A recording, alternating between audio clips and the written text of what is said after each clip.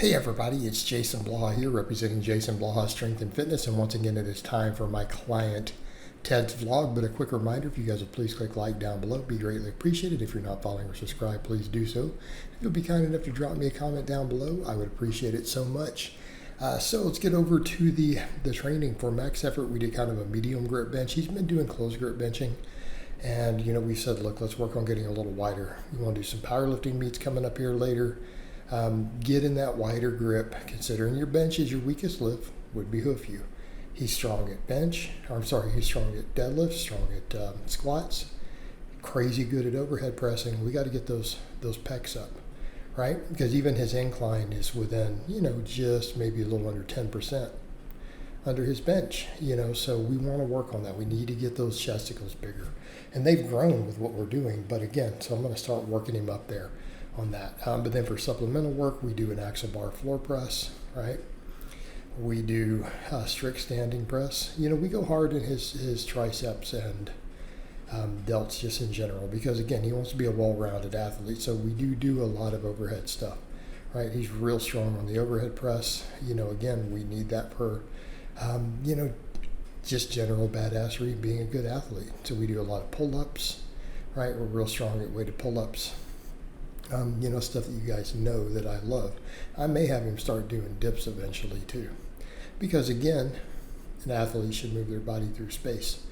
I do a lot of pull-ups and dips these days myself, and again, it's squats, pull-ups, dips, right? These are part of being an athlete, and he is an athlete. He is an athlete, lifelong athlete, competed in a number of different sports, going to compete in a number of different more throughout his life. So again, it's like he and I talked. For me, he's like, I just want to find stuff to compete in. I just want to have different sports to compete in, whether it's, powerlifting or whatever at this point, just competing in more stuff, right? He even does some martial arts recreationally, a couple different ones, so again, the idea, and he's been an athlete since his early teens or, adolescence, right? Lifelong athletes. Let's just get strong. Let's get jacked. Let's get explosive. Let's be conditioned, And he does conditioning work. He does lots of rolling, so all this other stuff, right? So again, Conjugate works really, really well for someone like him. So we do the pull-ups. Right now in the rotation, we have JM floor presses, and then I let him just pick whatever he wants for biceps. This is kind of one of those, let's call it like free time. I just throw bicep curls in, and I don't care what he does. I have something programmed that he never follows, and quite frankly, I don't care, because really, honestly, if we're talking isolating arms, that's free time. And he has good biceps. It's not like it's not working. I think which goes to show that, it's not even always about the single joint exercises. Probably doesn't matter about consistency, does it? Because there's no real same motor pattern learning like a multi-joint movement. As long as you're putting fatigue on the muscle, you're getting whatever you want out of it. So he just kind of rotates through them. He'll do machine stuff, strict curls, standing curls against a wall, incline curls, axle bar curls. He just curls. And then we look at the physique shots. It's like his arms are still great. But we're going to keep bringing that chest up, right? His back has done really, really well too. People have noted that. All right, for max effort lower, what do we got? I did a safety bar good morning. He got like 288 or 290 on this pretty much. So almost 300 pounds, and it's like, yeah, that's tough. The most I've ever done, and considering I've been pretty strong at that point, I think I've hit 420 on a safety bar one time, and my knees started buckling under it because of the moment arm. So then for supplemental work, we did that. Now we've got a minor adductor inflammation again happening, and I've kind of told him, look, we've got to reel in the supplemental squat work, because he'll want to do extra sometimes. It's like he'll do some other stuff that wasn't always prescribed. I'm like, we got to reel that in. We're getting adductor strains here and there. We're still hitting squat PRs between, but we do have to watch that overuse. So he's very prone to adductor overuse, and I've told him we have to back off on the amount of volumes we're doing there. And we need to keep working that posterior chain to strengthen that area to help prevent that from happening, right? If we can get those hamstrings stronger, it's going to give him better stabilization for that. So we need to keep hammering those hamstrings. We need to keep hammering that posterior chain for him. And we need to watch doing too much squat pattern type movement, especially on the other machines and stuff. Because again, he has a history of that happening long before long before he hired me. It's been an ongoing issue. So we, of course, have got good mornings in here. We've got reverse hypers, glute ham raises, all those things. I don't have footage of the glute ham raise in this one, but that's okay. We don't need it.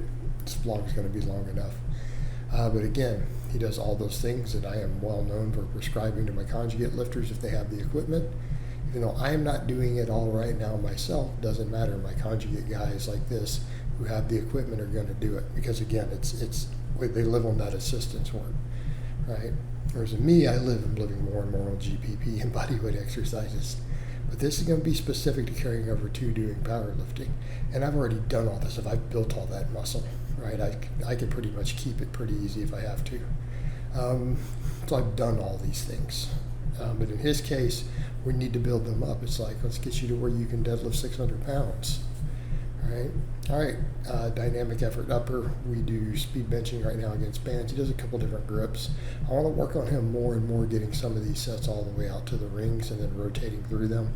But again, got to get him comfortable with that wide grip. So after the speed benching, we usually do incline. This is where I work his incline in. I don't do it twice a week anymore. I want to get more flat work in on the first day, and then we use speed bench for flat on the second. So then I work the incline in here, but I have him overhead press both days. Why? Because his overhead strength is important to what he does.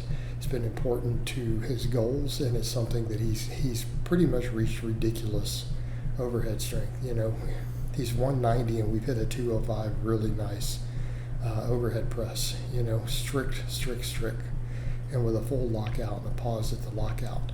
So, you know, again, I want to maintain that. So I do have him overhead press both days. Then dynamic effort lower. This week it's very simple right now. We're just doing, for this wave, we've taken it more simple.